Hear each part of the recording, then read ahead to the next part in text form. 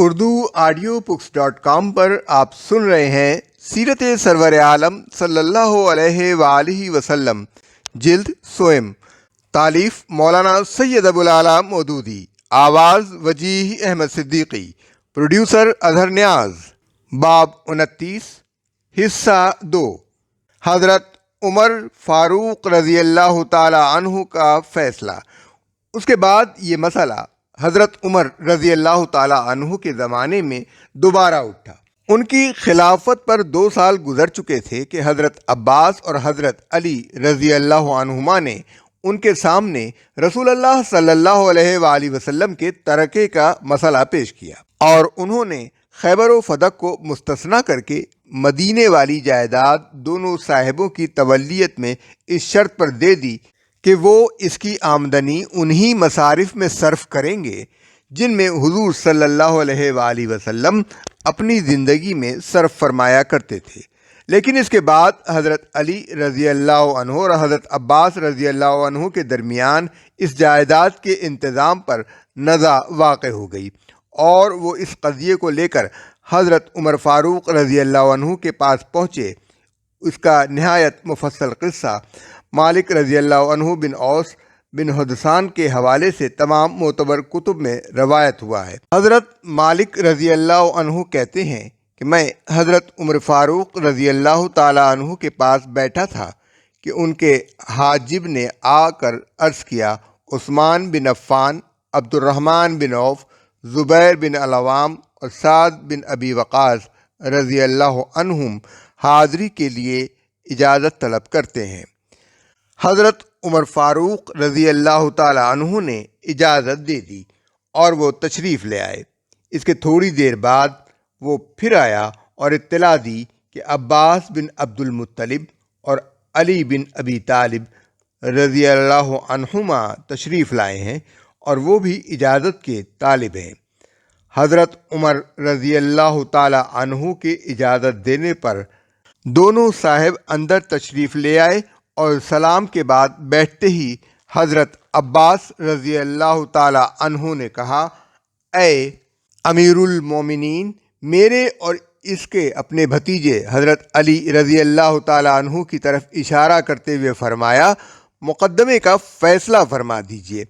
اس کے ساتھ چچا نے بھتیجے کے حق میں کچھ سخت سست الفاظ بھی استعمال کیے۔ دوسرے حاضرین نے کہا، واقعی امیر المومنین، ان کا قضیہ بہت طول کھینچ گیا ہے، آپ انہیں اس جھگڑے سے نجات دلائیے۔ حضرت عمر رضی اللہ تعالی عنہ نے کہا، ٹھہریے، میں آپ صاحبوں کو اس خدا کا واسطہ دے کر پوچھتا ہوں جس کے حکم سے زمین و آسمان قائم ہیں۔ کیا آپ جانتے ہیں کہ رسول اللہ صلی اللہ علیہ وآلہ وسلم نے فرمایا تھا، ہماری وراثت جاری نہیں ہوتی، جو کچھ ہم نے چھوڑا وہ صدقہ ہے؟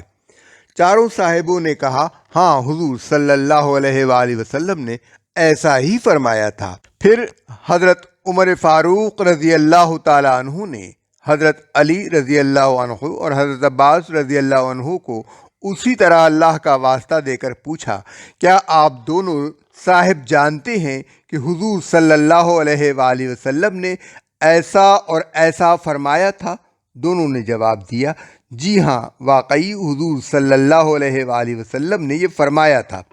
حضرت عمر فاروق رضی اللہ عنہ نے کہا، اچھا، اب میں آپ لوگوں کو اس معاملے کی حقیقت بتاتا ہوں۔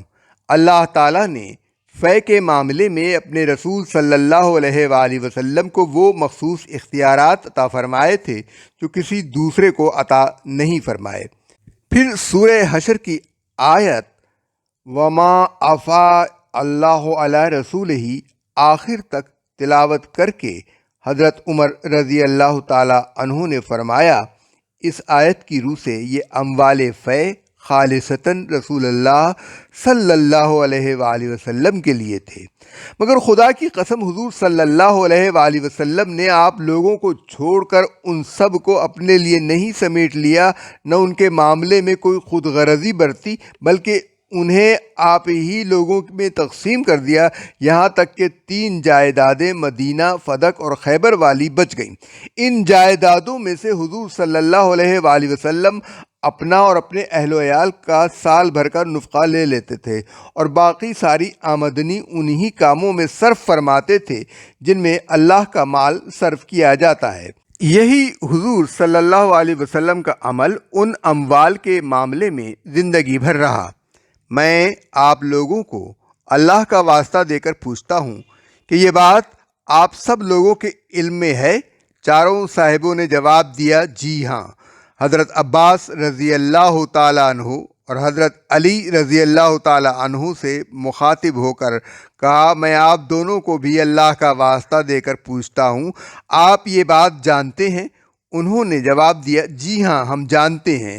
اس کے بعد حضرت عمر رضی اللہ تعالیٰ عنہ نے کہا، پھر اللہ نے اپنے نبی صلی اللہ علیہ وآلہ وسلم کو اٹھا لیا اور ابو بکر نے یہ کہہ کر کہ میں اب رسول اللہ صلی اللہ علیہ وسلم کا ولی ہوں، ان اموال کو اپنے ہاتھ میں لے لیا اور ان کے معاملے میں اسی طریقے پر عمل کیا جس طرح رسول اللہ صلی اللہ علیہ وآلہ وسلم کرتے تھے۔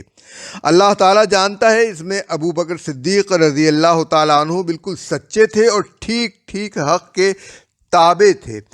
پھر اللہ نے ابو بکر صدیق رضی اللہ تعالیٰ عنہ کو بھی اٹھا لیا اور میں ان کا ولی ہوا۔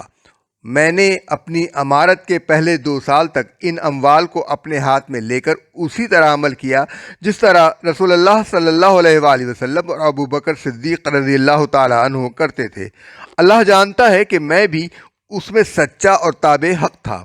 پھر حضرت علی اور حضرت عباس رضی اللہ عنہما سے مخاطب ہو کر فرمایا، آپ دونوں صاحب میرے پاس آئے اور آپ نے مجھ سے اس جائیداد کے معاملے میں گفتگو کی۔ اس وقت آپ دونوں کے درمیان اتفاق تھا۔ اے عباس رضی اللہ عنہ، آپ نے مجھ سے اپنے بھتیجے کی میراث طلب کی، اور اے علی، آپ نے مجھ سے اپنی بیوی کے واسطے سے ان کے والد کی میراث مانگی۔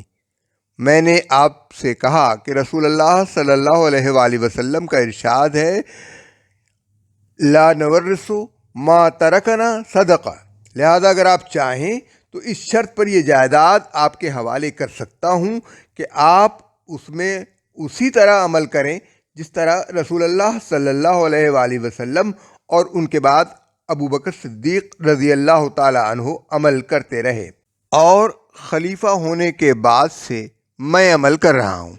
لیکن اگر یہ شرط آپ کو منظور نہ ہو تو مجھ سے اس معاملے میں بات نہ کیجیے۔ پھر حضرت عمر فاروق رضی اللہ تعالیٰ عنہ نے چاروں صاحبوں کو خدا کا واسطہ دے کر پوچھا، کیوں حضرات، میں نے اسی شرط پر یہ جائیداد ان دونوں اصحاب کے حوالے کی تھی؟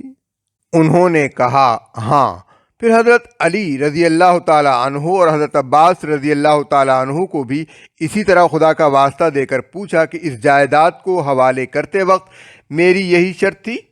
انہوں نے بھی اسے تسلیم کیا۔ اس کے بعد حضرت عمر رضی اللہ تعالیٰ عنہ نے کہا، اب آپ چاہتے ہیں کہ میں اس سے مختلف کوئی فیصلہ کر دوں؟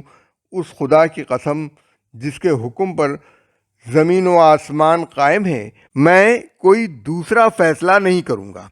اگر آپ اس شرط پر عمل نہیں کر سکتے تو یہ جائیداد میرے حوالے کر دیجئے، میں اس کا انتظام کر لوں گا۔ بخاری کتاب الفرض الخمس، کتاب المغازی، کتاب النفقات، کتاب الفرائض، کتاب الاعتصام بالکتاب والسنہ، مسلم کتاب الجہاد، ترمذی کتاب السیر، باب ما جاء فی ترکۃ النبی، ابو داؤد کتاب الخراج والفیع، باب صفا یا رسول اللہ صلی اللہ علیہ وسلم، مسند احمد، مرویات عمر فاروق رضی اللہ تعالیٰ عنہ، رسائل و مسائل، جلد سوم، صفحہ 398۔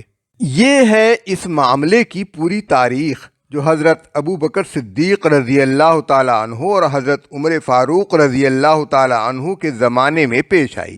اسے دیکھ کر ہر شخص خود رائے قائم کر سکتا ہے کہ اس معاملے میں جو کچھ کیا گیا وہ ظلم تھا یا عدل اور حق۔